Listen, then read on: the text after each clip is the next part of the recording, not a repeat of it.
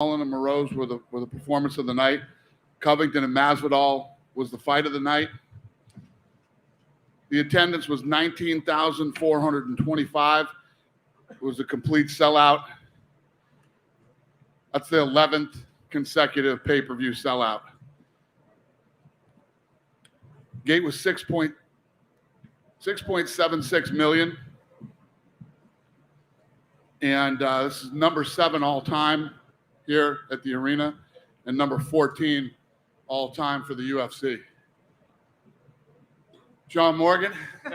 Yeah. What's going on? Well, obviously you gave it fight of the night, so I'm assuming you were impressed by the main event, but just give us your thoughts on Colby's performance and what he did in this fight tonight. Yeah, I thought it was a great fight. Obviously, Masvidal's wrestling was better than I expected it to be. His cardio was better than I expected it to be. And, it was a tough fight for both guys. Yeah.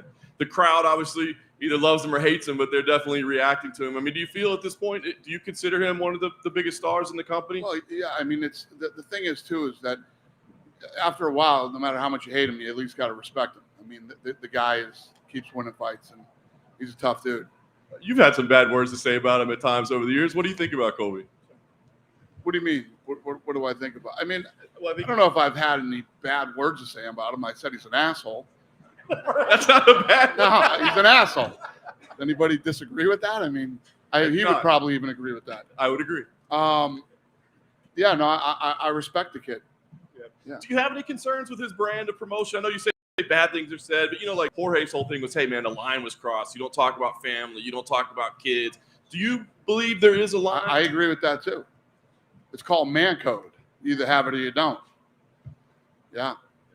What do you see next for Colby? I mean, obviously he's 0-2 against the champ right now, but he called out Dustin Poirier. Is that a matchup that interests you in any way? I don't know. He's in a very weird situation. Having lost to Usman twice, Usman's lapping everybody. I don't know. We got to see what's next and talk to Colby and see what he really wants to do. If you fight Poirier, then what? Kamaru has to be some type of, he has to go in some type of direction. Whether is he gonna go to 55 and fight it? You know what I mean? I don't know. We got to talk. Well, I was going to ask you, Kamaru yesterday did a Q&A, and he was like, I kind of see myself fighting Colby again at some point. I mean, do you totally rule it out because it's 0-2, or do you still say, well, maybe it could get to there at some point? I don't know. Listen, if he stays at 170, he keeps winning. I mean, eventually you got to give the kid a shot again. I did want to ask you about Renato Moicano. Do you have a medical update yet? Is it too soon? Yeah, he's the only transport tonight. He was transported, and we'll make sure that he gets triple checked and take care of him. I think you had to step out during the end of that fight. It looked like you left cage side. Yeah. So I didn't. Did you see it? Because I was just kind of wondering what you thought. Because man, it felt like maybe that fight could have been stopped. Maybe not. I agree. It could have been stopped a couple times, and just Moicano is one of those guys that's just so tough. It could have been stopped, and at the end of the 5th round, he started coming on, and RDA was probably happy there wasn't one more round of that fight. You know what I mean? Moicano is the real deal, man. That's why we knew when we were making this fight. Obviously, if we could have got Islam to turn around, that would have been awesome. But until we even knew we had Islam or thought we had Islam, Moicano was 100% the guy we wanted to go with. I did want to ask you about Islam. Did he actually turn? There's going to be some controversy over why he didn't get this fight. There's no controversy. He turned the fight down. He said no. No. Okay. Last thing I did want to ask you about Bryce Mitchell. He was just here, and he said, his charitable gift that he was going to give. You said, don't give it. I'll cover it. So I'm just curious kind of what your motivation was. And I don't know if there's I know you guys do a ton of charity already, but when guys are so connected to something like that, is there like partnerships or things that you can do? But why were you motivated to say, hey, don't spend your money, I'll spend it? Yeah, well, the kid, he's making 45 and 45 tonight. He's going to get 45 to and I respect that. And said, we'll do it. We'll take care of it. Hey, Dana, to your left. Your left. Curious what you thought of Colby striking. I mean, he seemed like in a lot of the exchanges he got the better of Masvidal, and obviously Jorge is is considered the better striker. Did that impress you, what you saw from him in that? I expected that, actually. I expected that. That's Colby's style. He makes you worry about the takedown. I mean, he fought the exact fight that I thought he would fight tonight. He, you have to defend that takedown all night, so it sets up the striking for him. And, that's a really tough fight for Jorge to get into because obviously the style is a complete, worse thing for him. And then he's got the champion in that division, the kind of the same thing with the wrestling.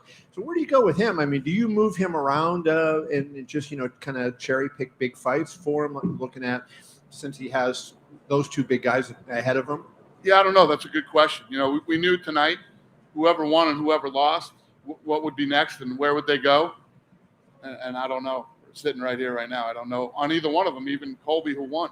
So when you negotiate this new contract with him the other day, you had to have an idea of, hey, well, if he loses, we still have a 4 or 5 fight deal, whatever it was with him. We don't think that far ahead. We signed the kid, and you never know what the hell. It's like you guys will ask me every fucking press conference, what's going to happen after this? And that's John Morgan. True. What's going to happen after this and what's going to happen? I don't know. I have to see how the fight plays out. What kind of a fight is it? How did it go? And then I decide, with the team, what's going to happen next. And I wonder about the pay-per-view. Obviously, Masvidal has been his numbers. I think he's averaging close to $1 million on pay-per-view prior to tonight. Did this one track to get to that kind of a number? It's funny because we're talking. I mean, I just said that this is our 11th consecutive pay-per-view sell. I mean, this thing's on fire. It's just crazy. Ever since the pandemic, it's been nuts for us. And yeah, I mean, these guys.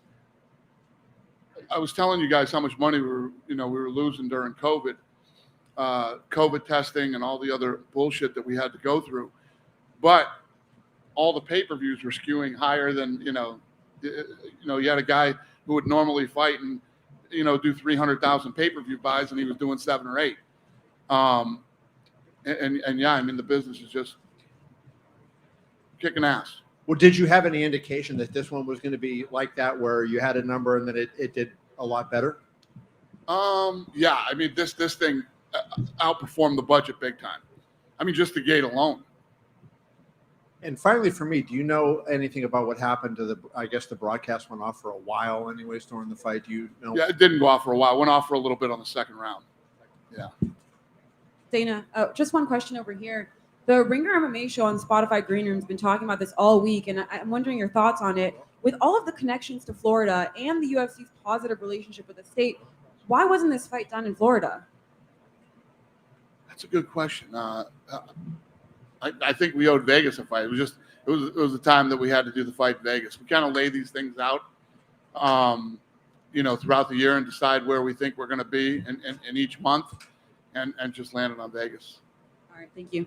Yeah. Dana over here on this side. Yeah. A couple other impressive performances. Kevin Holland got his first win at welterweight. Sergey Spivak won in less than a round. Jalen Turner, Marina Rodriguez. So what did you make of the rest of the card for all these young fighters? Well, I was excited about this card anyways. This was a great card as far as matchups went. And, yeah, everybody looked impressive tonight. Joanna was also back here. When she was a guest fighter for Scrum. She said she's still eyeing a fight with Wei Lee. Is that still the fight that you're hoping to make the rematch? Yeah.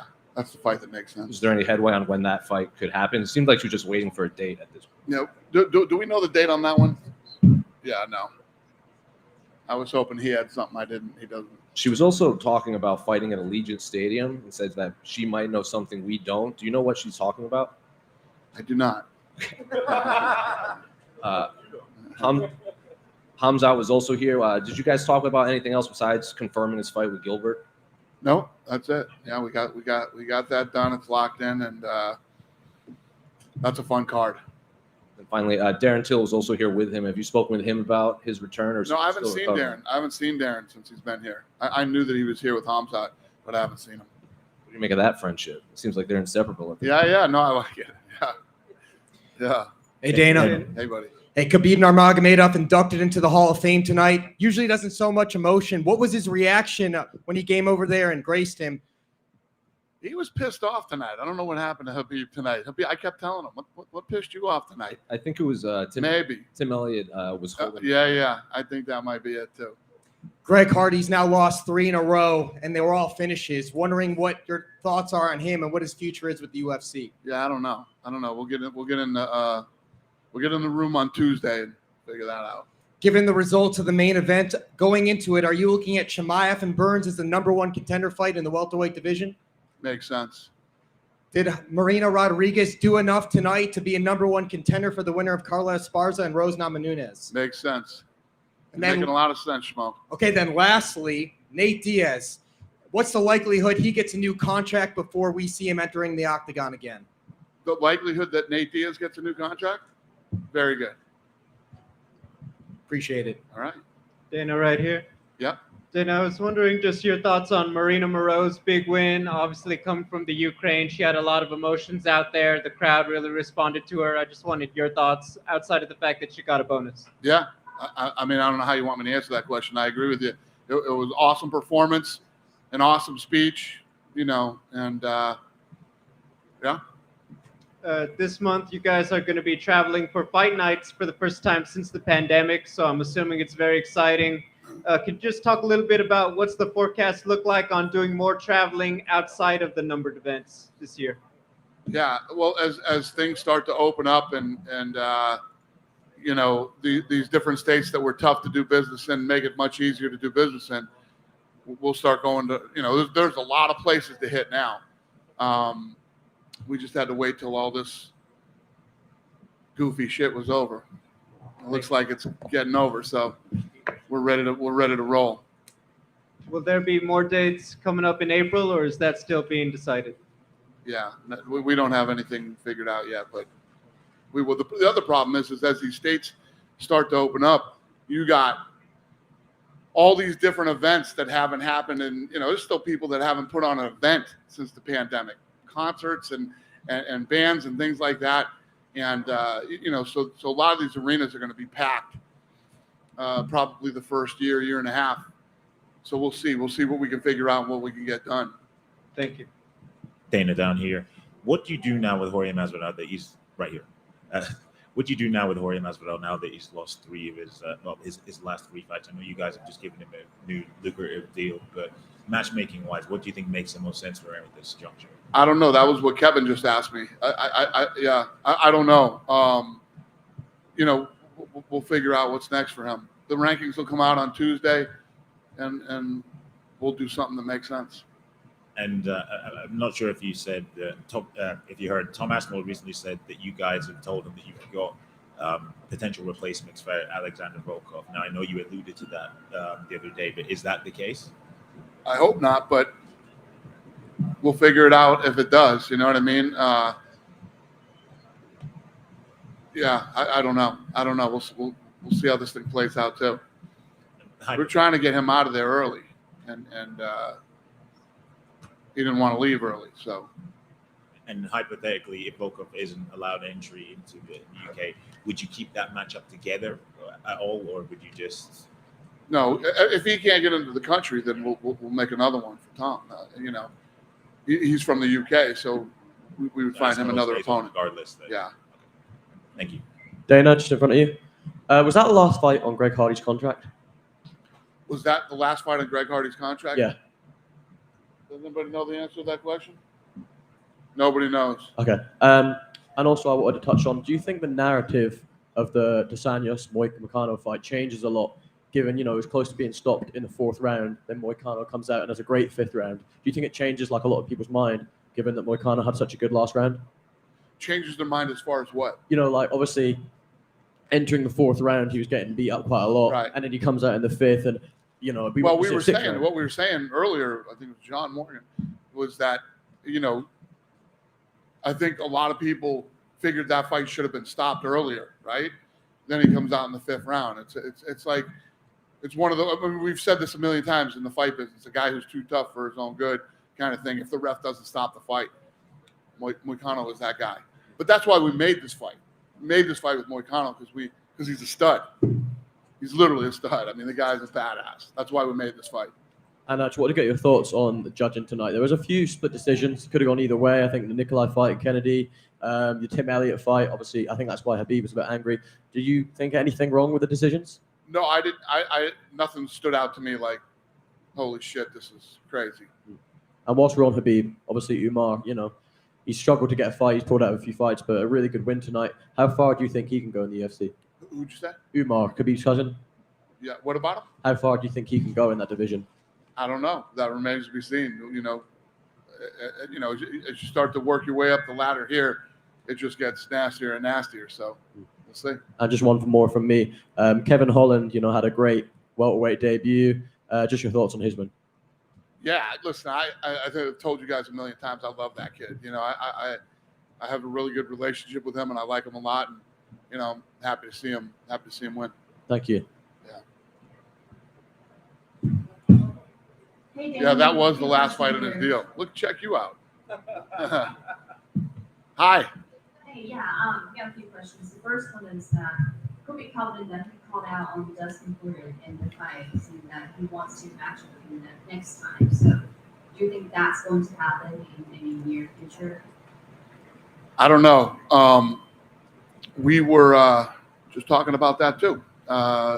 We said that he's in a really tricky situation right now. Does he go to 55? Does he move up to 85? Does he keep knocking off guys at 170? And then I eventually say, okay, he's ready for a title again. I don't know. It's a weird spot for both of those guys to be in, no matter who would have won. But we'll see. Okay. This question is, today, Yan Xiaonan and Rodriguez going to have a pretty close fight. And what do you think about the split decision? What was the question? Did I think it was a split decision? Yeah, it was. I know it was Rodriguez. Yeah, I didn't. Like I said, nothing stood out to me tonight in the judging that I was like, "Oh, this is ridiculous." When the judges, when I think that the judges blow it, I'm usually it stands out, and I would have. Yeah. Makes sense.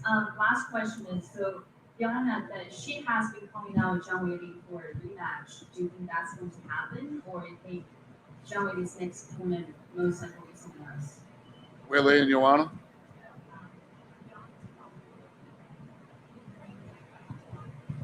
Yeah, probably Joanna. Okay. Thanks. Thank Hey you. Dana, how you doing, mate? Hey. I never got to follow up with you after 270, but I just wanted to wonder, how did the NFTs go? Was it a successful campaign? The NFTs? Yeah, the NFTs killed it. Yeah. Thank you. That was an easy one. You guys done with me? Have a great night. I appreciate it.